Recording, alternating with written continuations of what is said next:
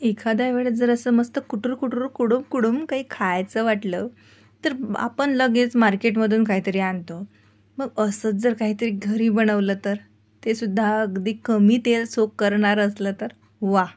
आणि खायला एवढा भन्नाट लागेल, की मुलं तर कुरकुरे, बाहेरचं कुठलं पॅकेट फूड खाणं विसरूनच जातील. बनवणं अगदी सोपं आहे बघा.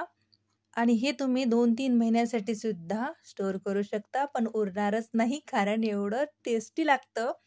येता जाता खायला काहीतरी मुलांना पाहिजे असते. आणि मस्त असं जर कुडून काहीतरी मिळालं ना, तर वाह! लहान मुलंच काय, आपण सुद्धा आवडीनं खाऊ असाच हा पदार्थ आहे. तर चला बनवायला सुरुवात करूया. तर आज आपण घेतलेले आहे काबुली चणे.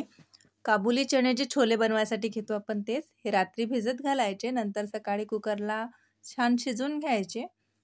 तसे मी स्टोअर करून ठेवत असते, तर त्यातलेच हे आहेत.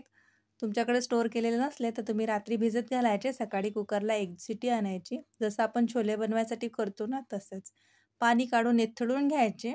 नंतर त्यामध्ये घालतोय आपण 2 चमचे तांदूळाचं पीठ. आता तुम्हाला किती क्वांटिटीमध्ये हा स्नॅक्स बनवायचा आहे त्यानुसार हरभरे कमी जास्त करायचे. आणि हो, हे आपलं रेग्युलर जे हरभरा येतो ना, काळा हरभरा, त्याचा सुद्धा बनवू शकता. काबुली चणे जर असले ना असे पांढरे चणे, तर यांनी कसं ते दिसायला टप्पोरे दिसतात मस्त. आता याच्यावरती घालतोय आपण कॉर्नफ्लॉवर. याने छान कुरकुरीतपणा येईल याला. तांदूळाचं पीठ घातलंय, कॉर्नफ्लॉवर घालूयात. आता आपण इथे तांदूळाचं पीठ 2 चमचे घातलं, तर 2च चमचे कॉर्नफ्लॉवर घालूयात. नंतर आवश्यकतेनुसार थोडंसं पीठ वाढवलं तर चालेल. कारण हे आधी थोडंसं याला लावून घ्यायचं, काही मसाले लावून घ्यायचे. मसाल्यांमध्ये जास्त काही नाही, नुसतं आपलं बेसिक्स आहे. जसं मीठ, चवीनुसार थोडंसं मीठ घातलंय आपण याच्यावरती. लाल तिखट घालूयात. जिरा पावडर, धन्याची पावडर घालतोय. अंदाजेच घालते, 1-1 चमचा अंदाजे करून घालायचं. मसाले थोडे कमी जास्त केले तरीही चालतील. आणि हो, लाल तिखट घालायचं राहिलं होतं बघा. लाल तिखट घालते. अर्धा चमचा पुरे होईल. जर मुलं लहान असतील तर त्यापेक्षा कमी केलं तरी चालेल. पण छान लागतं मस्त असं चटपट असं. चाट मसाला जर तुम्हाला घालायचा असेल ना, तर सध्यासुद्धा तुम्ही घालू शकता. नाहीतर मग नंतर बनल्यानंतरही घातला तरी चालेल. आधी तसंच हे आपण थोडंसं मिक्स करून घेऊयात.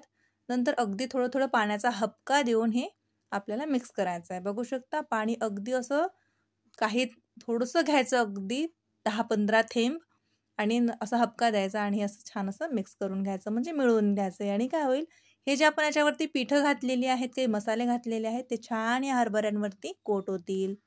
आणि चला लगेच आता हे तळून घेऊया. तर तेल मस्त कडकडीत मी इथे गरम करायला ठेवलं होतं. तेल छान गरम आहे, तळून घेऊयात.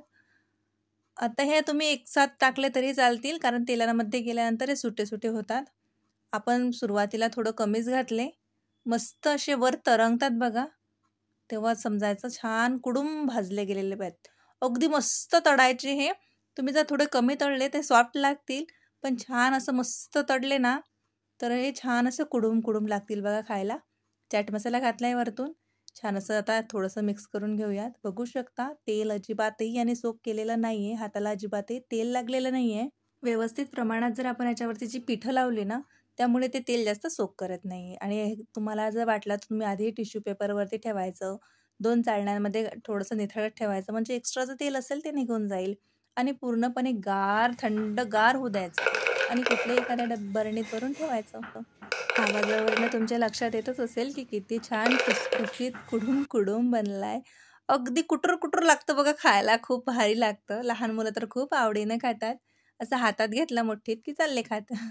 मुलांना अशा गोष्टी खूप जास्त आवडत असतात, तर तुम्ही नक्की बनवा. शाळेतून आल्यानंतर त्यांना काहीतरी वेगळं खायचं असतं, थोडंसं खायचं असतं. भाजी-पोळी तर अजिबात नसतं, पाहिजेच नाही. तर त्यावेळेस तुम्ही हे थोडंसं वाटीमध्ये देऊ शकता. आवडलं तर लाईक करा, शेअर करा, चॅनलला सुद्धा सबस्क्राईब करा.